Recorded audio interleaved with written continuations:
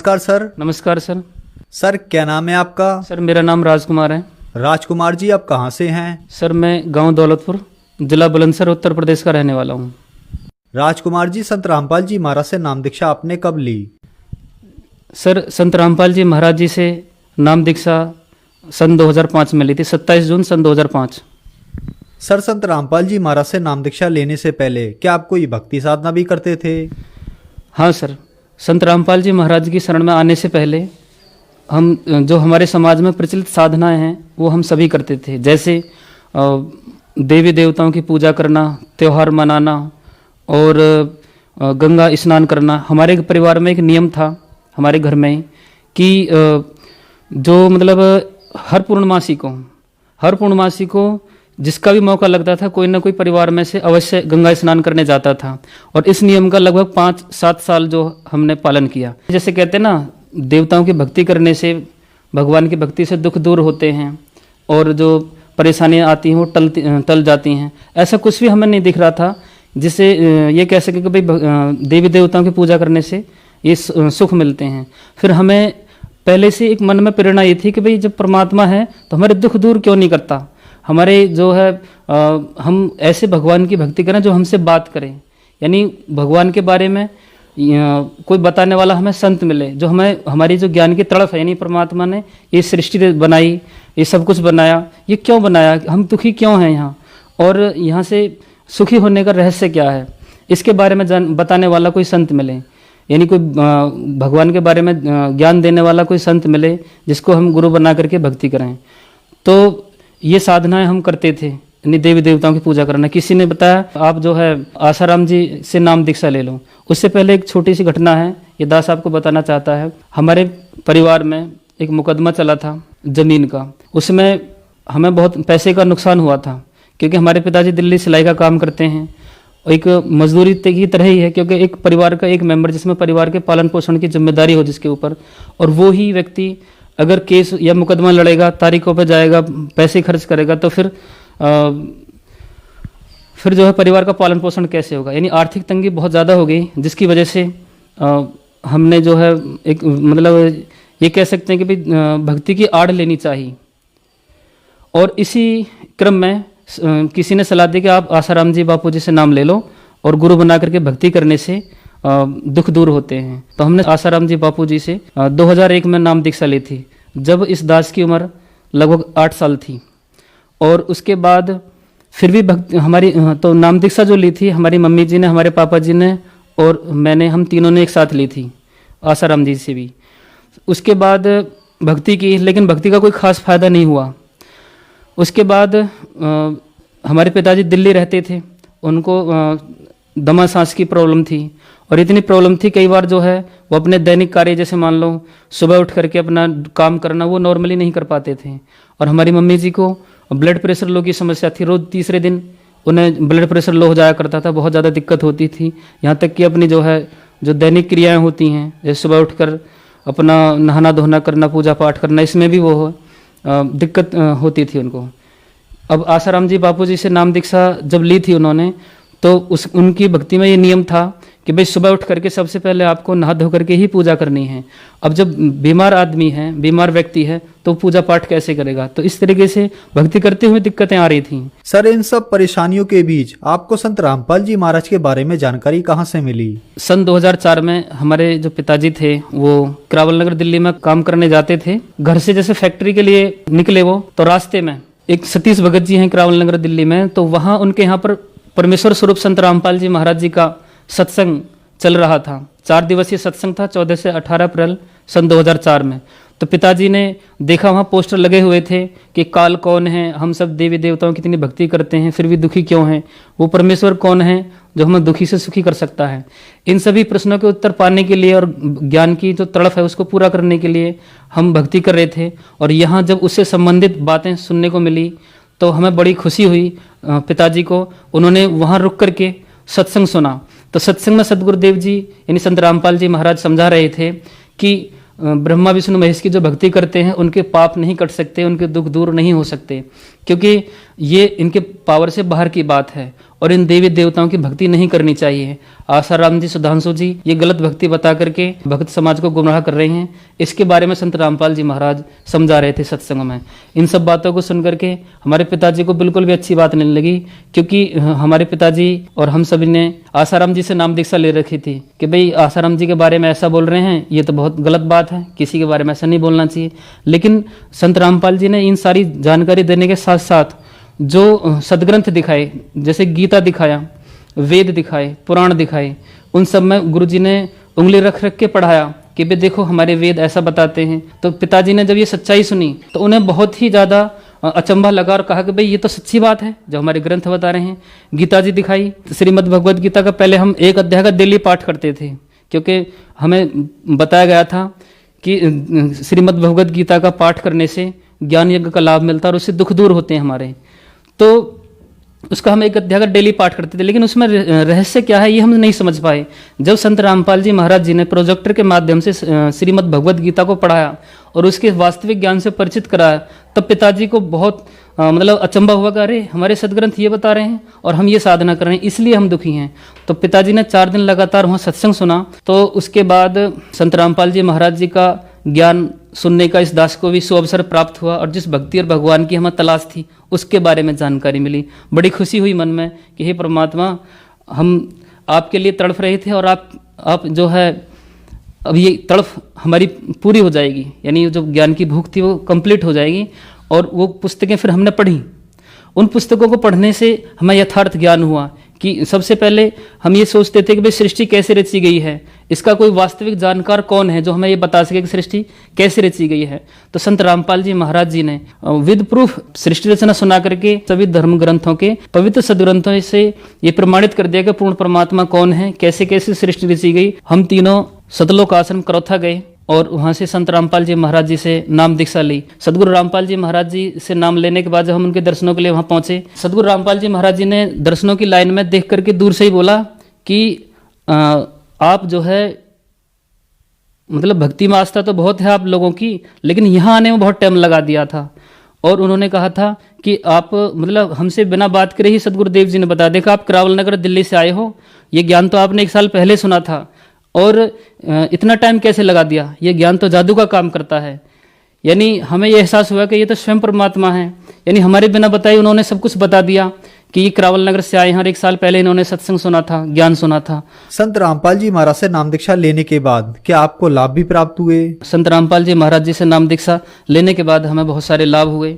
जैसे कि जब हम जो परेशानी हमारे सामने आ रही थी, जैसे हमारी मम्मी जी को ब्लड प्रेशर लो की समस्या होती थी आए दिन और वो बहुत परेशान रहती थी इस चीज़ से। संत रामपाल जी महाराज जी से नाम दीक्षा लेने के बाद उन्हें ब्लड प्रेशर लो की कोई दिक्कत नहीं हुई, जो कि उन्हें पहले अक्सर रहा करती थी। और हमारे पिताजी का जो दम सांस की समस्या थी वो भी बिल्कुल ठीक हो गई। और अब परमात्मा की ऐसी दया है कि वो बिल्कुल ठीक रहते हैं और अपना दैनिक कार्य आराम से कर लेते हैं। और उसके बाद जब हम सत्संग में आते थे तो जो हमारे पड़ोसी लोग हैं वो ताने मारते थे कि आपके संत रामपाल जी महाराज पूर्ण संत हैं, भक्ति सच्ची बताते हैं, उससे समय सुख होने चाहिए, तुम्हारा कच्चा घर है ये पक्का क्यों नहीं बनता, इसको कह करके पक्का बनवाओ, आप जो घर ना बना लो अपना। तो इस तरीके से हमें टॉर्चर करते थे, मतलब हमें ताना मारते थे। तो हमारी मम्मी जी ने सदगुरुदेव जी से दर्शनों की लाइन में प्रार्थना की, गुरुजी इस तरीके से बोलते हैं। तो गुरुजी ने कहा कोई बात नहीं बेटा, बोलने दो उनको, परमात्मा सब दया करेंगे। और घर बनवाने की बात है तो घर तो परमात्मा बनवाएंगे, और घर बनवाने की जल्दी ना करो, परमात्मा 120 साल काशी में झोपड़ी में रहकर गए थे, झोपड़ी इतनी बुरी नहीं है, आप भक्ति करो बस, परमात्मा सब कुछ ठीक करेंगे। तो परमात्मा की दया से बरवाला आश्रम में ये दास सेवा करता था भंडारे में, परमात्मा ही करवाते हैं सेवा। तो उस दौरान मम्मी जी ने इस दास को बोला कि आप गुरुजी से प्रार्थना लगाओ घर बनवाने के बारे में, क्योंकि परेशानी कई सारी आ रही थी, लोग तंग करते थे कि भाई आप पैसा खर्च कर देना, पैसा इकट्ठा करके आप जो है घर ना बनवा लो, क्यों तंग होते हो। और गुरुजी को भी भला बुरा कहते थे। तो इस दास ने परमात्मा के सामने, सदगुरु रामपाल जी महाराज जी के सामने प्रार्थना की हाथ जोड़ करके कि हे परमात्मा, आप सबकी सुनते हो, आप सबके दुख दूर करते हो, एक अरदास इस दास की भी सुन लो, परमात्मा हमारा घर बनवा दो। गुरुजी ने इस दास को एक बार देखा और कहा कोई बात नहीं बेटा, बन जाएगा, बनवाएंगे घर, ये कह दिया गुरुजी ने। और उसके ये हैरान करने वाली बातें हैं, उसके लगभग 15 दिन बाद ही अचानक से ऐसी अवस्था बनने लगी, जो लोग हमारा विरोध करते थे वो लोग हमारे साथ खड़े हो गए, यानी हमारे पक्ष में खड़े हो गए। उन्होंने कहा कि भाई आपको घर बनाना, घर की ज़रूरत है तो आप हमसे पैसा ले जाओ और घर बनाओ अपना। और तो परमात्मा की ऐसी दया हुई, 2 महीने के अंदर अंदर ही भगवान की दया हुई, ये घर बन के तैयार हो गया। तो जिसकी वजह से लोगों का ताना देना वो बंद हो गया। और जो गांव के प्रधान वगैरह होते हैं उनकी भी एक स्कीम होती है घर बनवाने की। वहाँ बहुत बार हम फॉर्म लेकर के पहुँचे कि भाई गवर्नमेंट की स्कीम के थ्रू ये घर बन जाए हमारा, लेकिन उन्होंने कोई सुनवाई नहीं करी, क्योंकि आप समझते हो इस बात को कि भाई बिना पैसे लिए कोई आगे नहीं बढ़ता, और हमारे गुरु जी का रिश्वत देने का आदेश भी नहीं है, इसलिए वहाँ हमें सफलता नहीं मिल पा रही थी। लेकिन सदगुरु रामपाल जी महाराज जी से प्रार्थना करने के बाद हमारा घर बना। परमात्मा ने बहुत ही दया की हमारे ऊपर, और आज हम उस घर में बड़े आराम से रह रहे हैं। और एक लाभ और है, जैसे नाम दीक्षा लेने के बाद जैसे हम पहले चूल्हे पे खाना पकाते थे, परमात्मा ने गैस कनेक्शन करवाया। और हमारे अड़ोसी पड़ोसी जो लोग हैं वो कहते कि भाई तुम तार डाल लो, इतने परेशान रहते हो, घर में उजाला हो जाएगा, ये डिबिया क्यों जलाते हो, लैंप क्यों जलाते हो। तो हमारे सदगुरु जी ने हमें समझाया था कि बच्चों ये चोरी से काम नहीं करना, अगर एक नंबर भगवान को सुविधा देनी है तो 1 नंबर से देगा, 2 नंबर से मत करना, चाहे बिना सुविधा के रह लेना। तो परमात्मा की उसी आदेश को पालन करते हुए हम जो है अपना डिबिया से या लैंप से उसी से पढ़ाई करते थे। दास ने इंटर तक की पढ़ाई जो है लैंप से की है। और उसके बाद परमात्मा की दया हुई, भगवान ने बिजली का कनेक्शन करवाया। और वो ऐसी सुविधाएं अब कभी खत्म नहीं हो, क्योंकि हम सतभक्ति कर रहे हैं। परमेश्वर की सतभक्ति करने से जो परमात्मा अपनी तरफ से जो सुविधाएं देता है वो कभी खत्म हो नहीं होती, और वो एंडलेस होती हैं। लेकिन हमें नियम में रह करके भक्ति करनी होती है, जिसकी वजह से परमात्मा हमें सुविधाएं फ्री ऑफ कॉस्ट देते हैं। परमात्मा ने अनहोनी की थी इस दास के साथ में और हमारी मम्मी जी के साथ में। जब 9th क्लास में दास पढ़ाई कर रहा था, तो क्योंकि एग्ज़ाम नज़दीक थे तो रात में देर रात तक पढ़ना पड़ता था, तो नींद ना आए पढ़ते समय, इसलिए शाम को लगभग 10-11 बजे करीब जो है दास चाय बनवा लेता था और उसके बाद फिर पढ़ने में लग जाता था। तो इसी क्रम में मम्मी ने एक बार चाय बनाई, तो पतीली में, क्योंकि उसकी ऊपर वाली साइड में वो छिपकली थी पतीली में, लेकिन दिखाई नहीं थी। मम्मी ने उसी में पानी करके और उसी में चाय बना के हमें दे दी। मम्मी को भी पता नहीं लगा उस समय। और उसके बाद जब वो चाय गिलास में भी कर दी, मेरी गिलास में भी होगी और मम्मी जी के गिलास में भी होगी। अब चाय पीते पीते जैसे उस छिपकली का मुंह दिखा, क्योंकि डिबिया का उजाला जो बहुत कम होता है वो स्पष्ट तौर पे उसमें नहीं दिखता।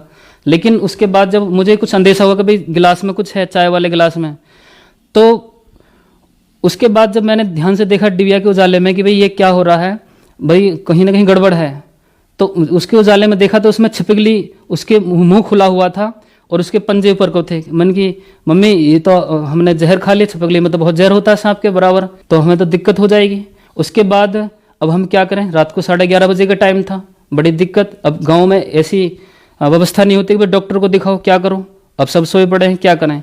तो हमें सदगुरु रामपाल जी महाराज पर पूरा भरोसा था कि जिंदगी और मौत हमारे सदगुरु रामपाल जी महाराज के हाथ में है। हम परमेश्वर की सद्भक्ति करते हैं, हमें कुछ नहीं होगा, इस बात का हमें पूरा विश्वास था। हमने किसी को कुछ नहीं बोला और हम परमात्मा का अमृत जल प्रसाद लेकर के हम आराम से सो गए।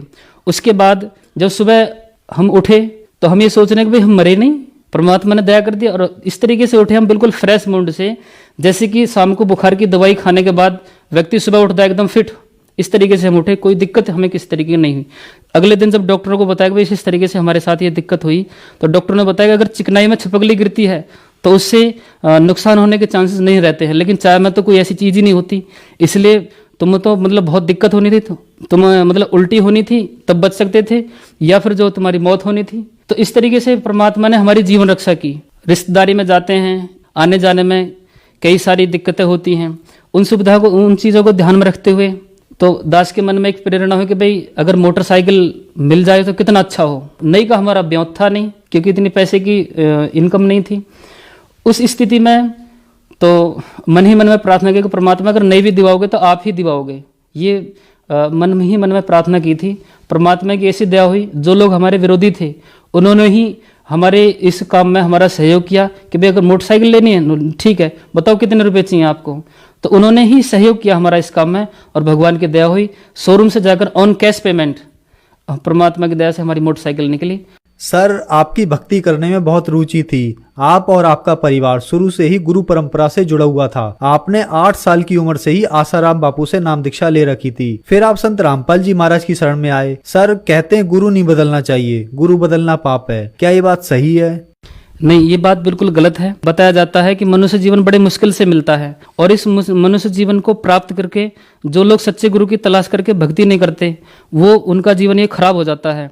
और सच्चे गुरु की पहचान के विषय में सदग्रंथ बताते हैं, जैसे श्रीमद् भगवद गीता अध्याय 7 श्लोक 22 में बताया कि बहुना नाम जन्मा नाम अंते ज्ञानवान माम प्रपदन्ते वासुदेव सर्वमिति स महात्मा सो दुर्लभ है। यानी पूर्ण परमात्मा ही, घट घट में वसने वाला परमात्मा ही सब कुछ है, ये बताने वाला संत बहुत मुश्किल से मिलेगा। यानी संत रामपाल जी महाराज ही वो संत हैं जिसकी वजह से हमने आसाराम जी को छोड़ करके संत रामपाल जी महाराज जी की शरण ली, क्योंकि मनुष्य जीवन का मिलना बहुत दुर्लभ है। अगर ये अधूरे गुरु के चक्कर में ये जो जीवन बर्बाद हो गया तो इसका कोई मोल नहीं लगेगा, यानी हमारा जीवन बेकार चला जाएगा, हमें सद्भक्ति नहीं मिल पाएगी। इसलिए सच्चे गुरु की जब हमें तलाश हुई तो पुराने गुरु को छोड़ने में परमेश्वर भी बताते हैं कि कोई दोष नहीं है। जैसे जब तक गुरु मिले नहीं साचा, तब तक गुरु करो 10 पाँचा, ये परमेश्वर कबीर जी की वाणी है। उसमें वो समझाते हैं कि जब तक सच्चा गुरु नहीं मिले तब तक जो है गुरु बदल सकते हैं। जैसे एक डॉक्टर से कोई बीमारी ठीक नहीं होती तो हम बीमारी ठीक करने के लिए दूसरे डॉक्टर के पास जाते हैं, तो उसमें दोष नहीं होता। ये तो जीवन रक्षा हुई, बहुत अच्छा हुआ। तो गुरु बदलने में कोई दोष नहीं है। ये धारणा गलत बना रखी है कि गुरु बदलने से दोष लगता है। धन्यवाद सर। सच्चाई।